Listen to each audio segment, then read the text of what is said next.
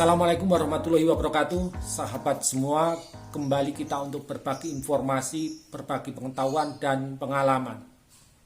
Memiliki kebun jeruk yang produktif dan sehat seperti ini tentu saja menjadi impian semua petani. Tetapi apakah kita menyadari bahwa untuk mewujudkan keinginan tersebut kita tidak boleh bekerja asalan. Kunci suksesnya adalah pada perencanaan kebun yang matang, kemudian pelaksanaan kegiatan yang baik dan benar, mulai dari pemilihan lokasi tanam, penyediaan benih, penanaman, dan perawatan. Oke, kali ini saya akan berbagi bagaimana cara menanam jeruk yang baik dan benar di lahan kering, supaya pertumbuhan tanaman lebih cepat, produktif, sehat, dan memiliki umur yang lebih panjang.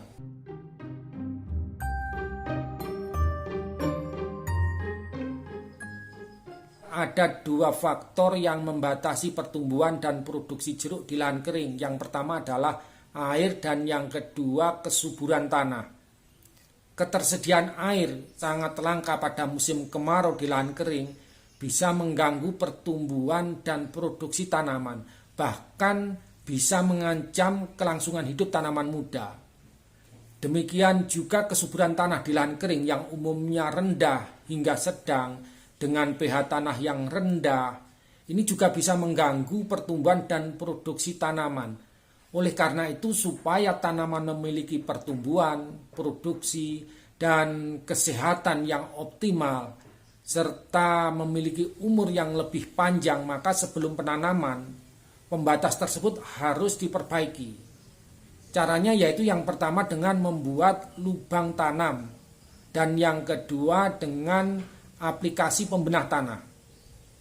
Lubang tanam ini sangat penting untuk tanaman jeruk di lahan kering, karena dengan pembuatan lubang tanam maka bisa memperbaiki kesuburan media tumbuh tanaman dan pertumbuhan akar bisa jauh lebih dalam, sehingga bisa memanfaatkan air pada musim kemarau yang biasanya tersedia di lapisan tanah yang lebih bawah. Kemudian pembenah tanah. Kita bisa menggunakan pembenah tanah dari pupuk kandang atau kompos dengan dolomit atau kapur pertanian, supaya kesuburan fisik, kimia, dan biologi tanah menjadi lebih baik. Waktu paling tepat untuk membuat lubang tanam adalah pada musim kemarau, saat kondisi tanah sedang tidak becek sehingga terhindar dari masalah pemadatan, dan memberikan waktu inkubasi yang cukup bagi media tanam, karena penanaman baru akan dilakukan pada awal musim hujan.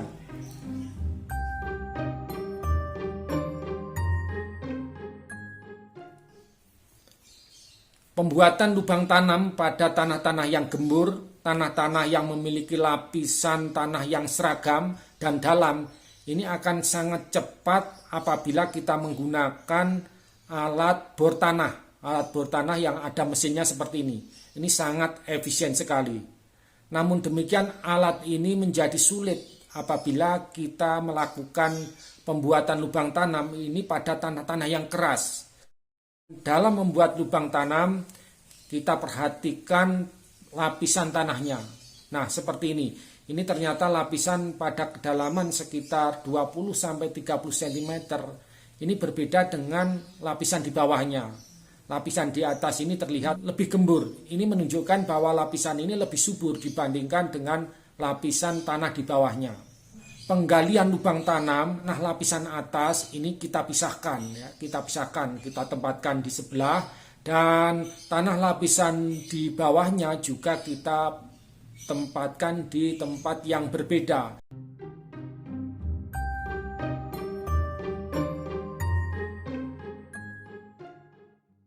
Kita siapkan pupuk dari kotoran kambing, ya, pupuk kotoran kambing, satu timba kecil, ya, satu timba kecil ini kurang lebih beratnya sekitar 5-7,5 kilo, kurang lebih 5-7,5 kilo. Nah, ini kita campur dengan tanah lapisan atas, kemudian ini kita tambahkan dengan dolomitnya sekitar setengah kilo, ya, setengah kilo. Nah, kemudian diaduk rata. Jadi lapisan tanah bagian atas kita masukkan berada di bawah ya. Kenapa demikian? Karena kalau kita memperbaiki tanah kemudian lapisan bawah tetap kita kembalikan, berarti perbaikannya kurang optimal karena lapisan tanah yang di bawah itu kurang subur dibandingkan dengan lapisan tanah di bagian atas. Ini tanah yang lapisan bawah juga kita tambahkan pupuk kandang dan dolomit, kurang lebih setengah kilo dolomitnya. Diaduk lagi kemudian dimasukkan ke dalam lubang tanam. Nah, ini tanah yang di bawah ini belum stabil. Ya, tanah belum stabil sehingga nanti bisa jadi tanah itu akan turun lagi. Nah, oleh karena itu kita buat gunungan yang ketika nanti tanah turun, maka tidak sampai di bawah permukaan tanah. Di bagian tengah kita pasang dengan ajir.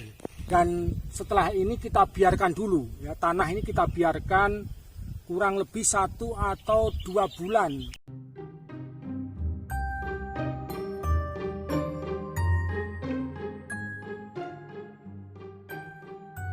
Untuk hasil terbaik, penanaman harus dilakukan di awal musim hujan atau setelah turun hujan beberapa kali, kondisi tanah sudah mulai basah dan ada jaminan pasokan air dari air hujan untuk adaptasi tanaman dan pertumbuhan awalnya. Caranya yaitu gali lubang tanam sedalam kurang lebih 20 cm atau setinggi ukuran polybag. Perhatikan cara penanamannya berikut ini. Buka polybagnya, ya. Kita robek polybagnya. Nah, jadi seperti ini. Ini sangat kuat ya. Ini sangat kuat. Ini tentunya kalau kita biarkan kita tanam seperti ini nanti pertumbuhan akarnya itu menjadi lebih lambat. Karena pola akarnya itu sudah terbentuk seperti ini. Dan biasanya ini di bagian bawah ya. Di bagian bawah perhatikan ini. Nah ini di bagian bawah ini sudah melengkung ya. Ini jadi akarnya melengkung. Ini kalau kita biarkan nanti akan mengganggu perkembangan tanaman. Biasanya pada umur sekitar 3 atau 4 tahun itu mulai muncul kelainan akibat dari perakaran yang tidak normal seperti ini. Akar yang melengkung kita potong di atasnya. Nah seperti ini. Kemudian tanah yang di pinggir ini kita hilangkan saja ya, supaya akar bisa berkembang ke samping lebih cepat. Kemudian kita masukkan, dan sebaiknya kalau di sini misalkan kita sudah temukan perakaran yang besar ya, akarnya kita atur supaya ini ke samping. Seperti ini ya, melebar. Nah, melebar ke semua arah sehingga nanti bisa menyerap pupuk lebih baik, lebih luas jelajah akarnya. Nah, ini kita tutup tanah. Bidang okulasi ya, bidang okulasi atau sambungan tidak boleh ikut terbenam. Jadi sambungan ini tidak boleh terbenam, jadi harus di atas permukaan leher akar. Kita kasih ajir. Kemudian cara mengikatnya harus hati-hati ya, harus hati-hati, tidak boleh terlalu rapat. Ada kolongan seperti ini.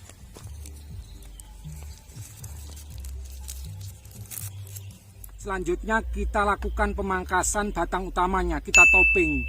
Tujuannya untuk menghasilkan percabangan yang lebih banyak dan pohonnya akan menjadi pendek. Kurang lebih ketinggian topping sekitar 50 cm atau kurang lebih 2,5 jengkal dari permukaan tanah. Ya ini 1, 2, 3, jadi 2,5. Ya 2,5 kita potong. Nah jadi seperti ini. Nanti dari ketiak daun ini akan keluar tunas baru. Tunas baru yang sebagai cabang utama sehingga pohonnya menjadi pendek. Oke, kemudian kita siram.